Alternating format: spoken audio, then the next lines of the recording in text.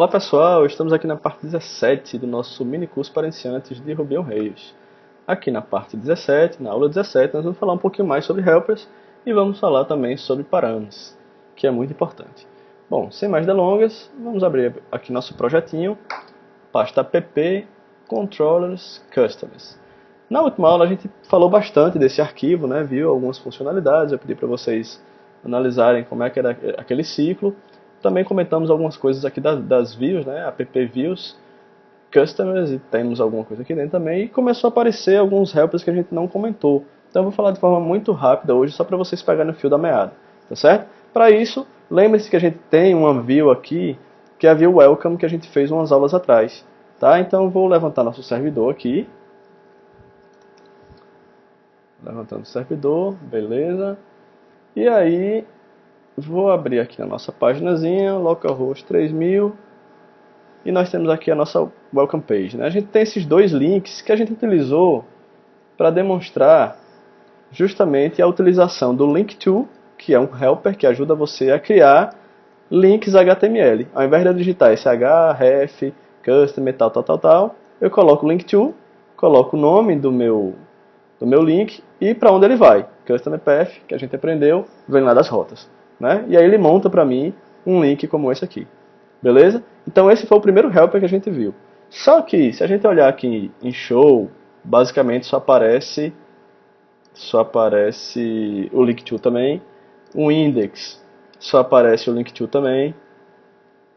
O edit também, né? O render que a gente viu também. Mas em form for aparece aqui alguns outros, como por exemplo, o label, o text field, o date select, o text area, o submit e o form for. Ok? Então, veja bem, todos esses elementos, eles são helpers, ok?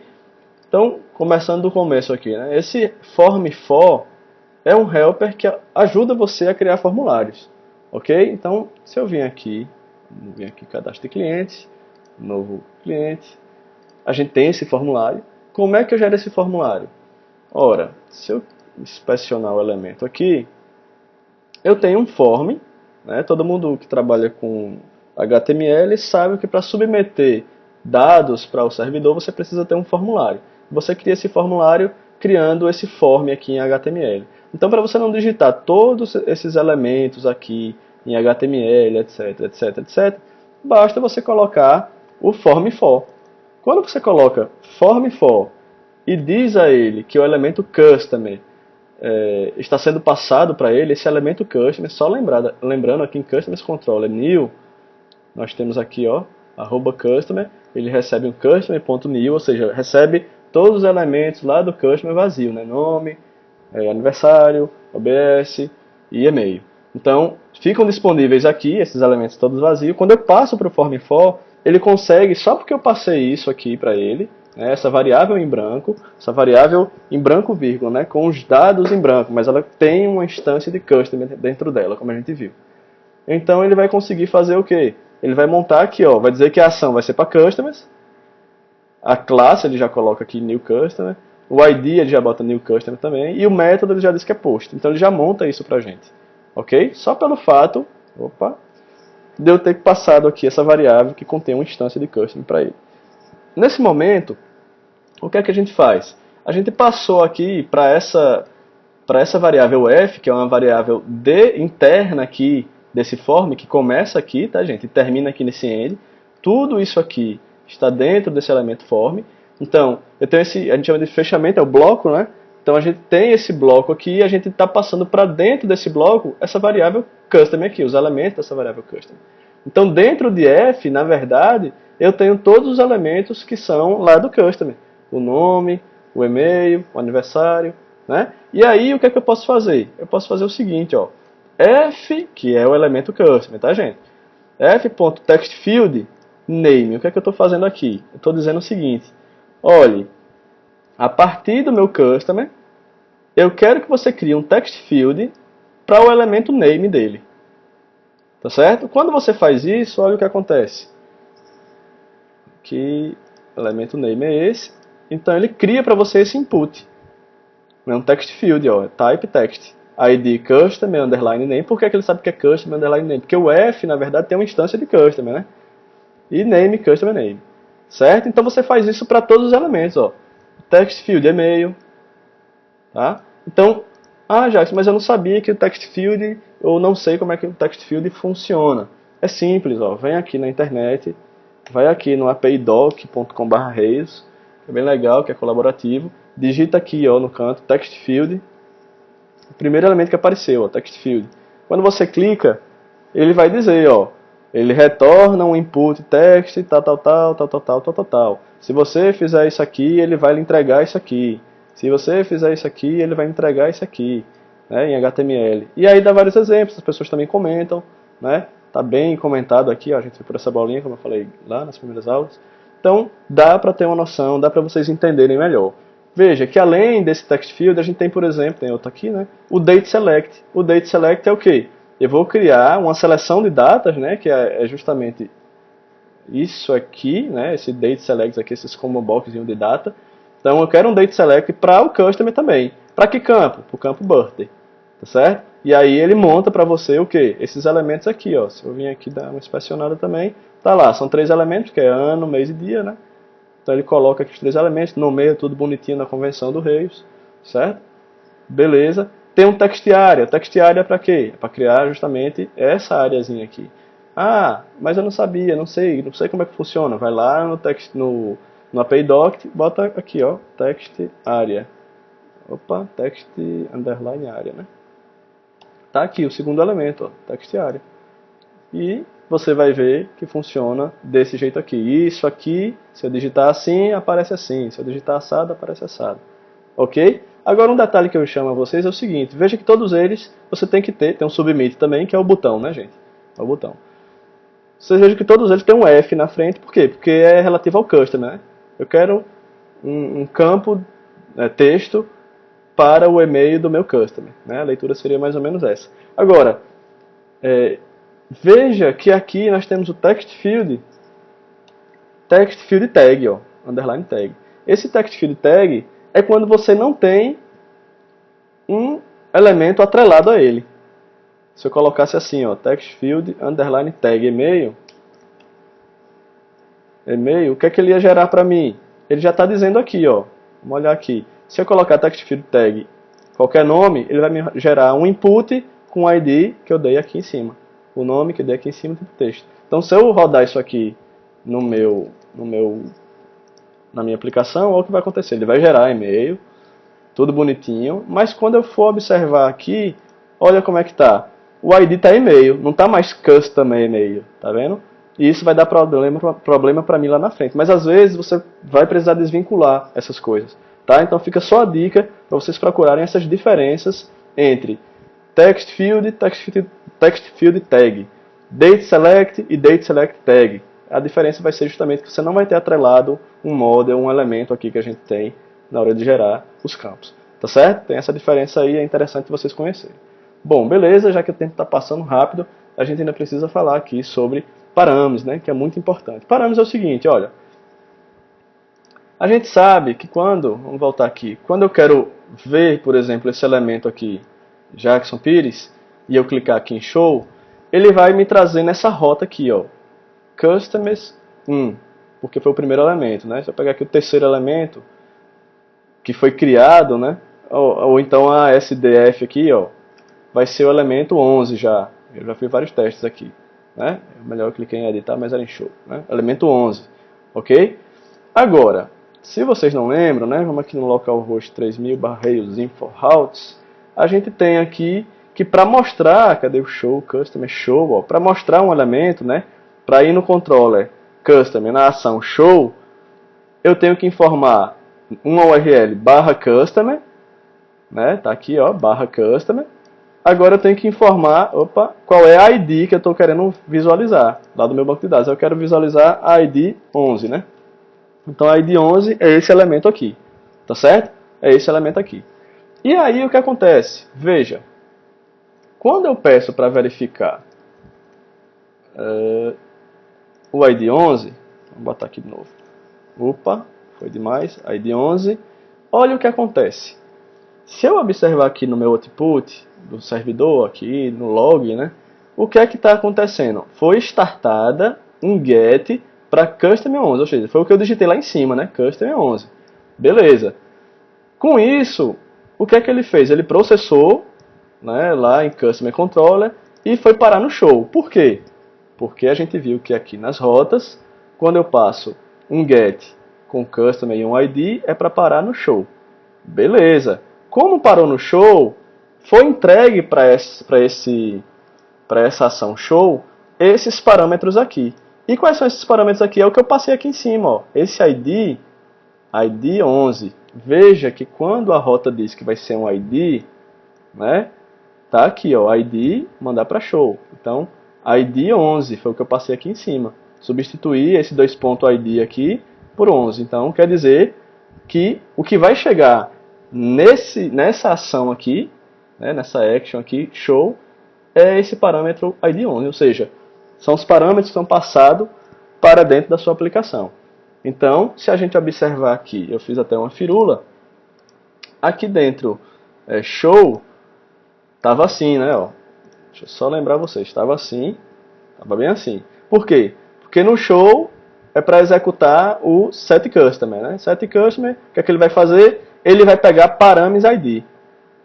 Params é justamente o que está chegando na sua URL, pela sua URL. São os parâmetros que estão vindo, tá? Pela sua URL ou por um método post, né? Nesse caso aqui foi pela URL.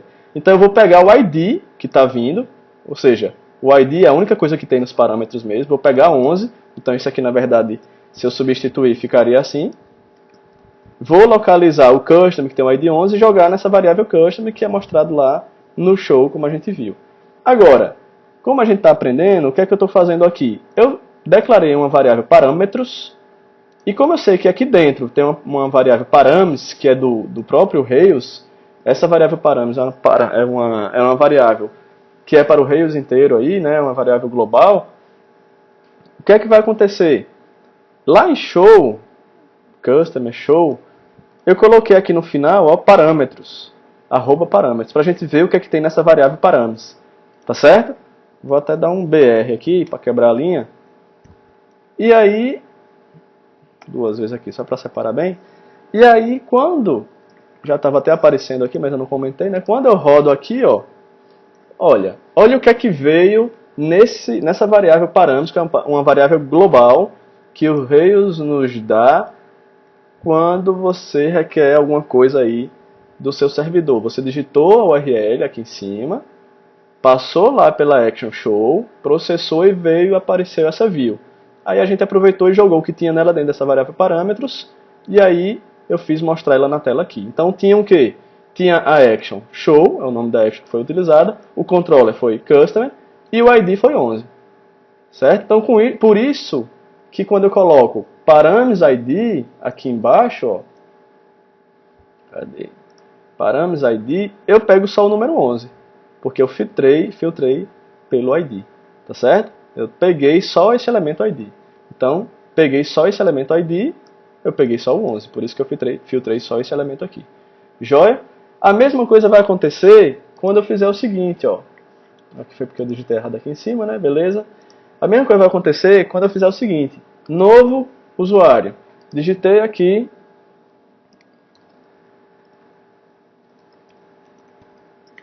qualquer data aí. Digitei qualquer coisa aqui e cliquei em Create Custom. Nesse momento, o que é que aconteceu? Presta atenção. Eu estava aqui em New. New manda renderizar esse form. Esse form, a gente viu que ele manda construir um formulário.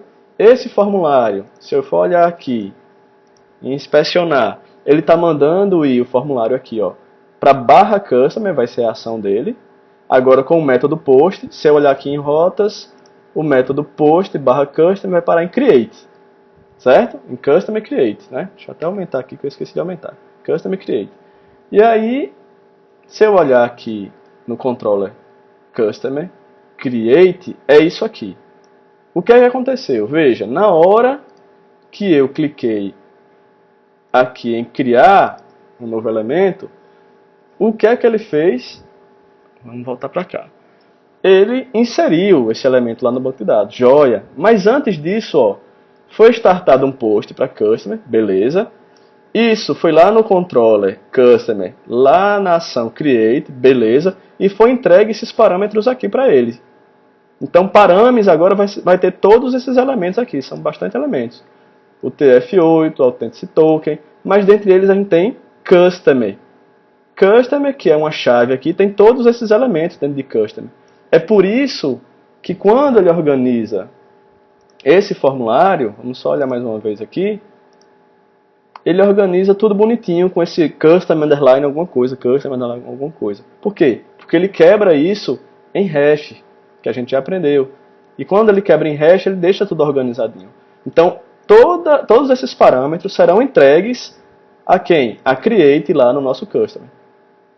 Customer controller. Joia? E aí, chegando aqui, tá chegando no create, ele diz, olha, customer.new com customer parâmetros. Quem é customer parâmetros? Se eu olhar aqui embaixo, é esse método aqui, customer parâmetros. E o que é que ele está fazendo? Ele está pegando os parâmetros que estão chegando, parâmetros, tá vendo? Está requerendo customer, ou seja, requerer customer é pegar justamente só isso aqui, ó, que é o que faz parte de customer, tá vendo? Tem a setinha aqui e termina aqui na vírgula, certo? E está dizendo que vai permitir apenas quem? O nome, o e-mail, birthday e OBS, que são esses elementos que estão aqui dentro. Tá? Mas por que é que a gente tem que permitir? Por que é que não bastaria colocar só isso aqui, por exemplo? Opa. Colocar só isso aqui, por exemplo, para requerer só aqueles elementos que estão em custom. Pelo seguinte, gente. Hoje em dia, por segurança, você tem que dizer quais são os elementos que vão estar permitidos a entrar na sua aplicação. Porque isso não impediria, por exemplo, de alguém chegar lá na sua página e fazer um novo elemento aqui, né?